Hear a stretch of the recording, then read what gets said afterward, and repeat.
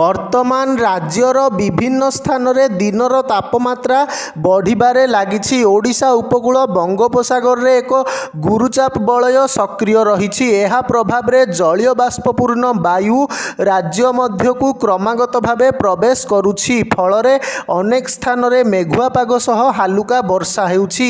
ଆସନ୍ତା 4ରୁ 5 ଦିନ ପର୍ଯ୍ୟନ୍ତ ରାତି ଓ ଦିନ ତାପମାତ୍ରାରେ ବିଶେଷ ପରିବର୍ତ୍ତନ ହେବ ନାହିଁ ବୋଲି ଆଞ୍ଚଳିକ ପାଣିପାଗ ବିଜ୍ଞାନ କେନ୍ଦ୍ର ପକ୍ଷରୁ ସୂଚନା ଦିଆଯାଇଛି। ବର୍ତ୍ତମାନ ରାତିର ସର୍ବନିମ୍ନ ତାପମାତ୍ରା ସ୍ୱାଭାବିକ ଠାରୁ ଅଧିକ ରହିଥିବା ବେଳେ ଦିନର ସର୍ବାଧିକ ତାପମାତ୍ରା ସାମାନ୍ୟ ରହିଛି। ରାଜ୍ୟର 11ଟି ସହରରେ ଦିନର ତାପମାତ୍ରା 36 ଡିଗ୍ରୀ ଉପରେ ରେକର୍ଡ କରାଯାଇଛି।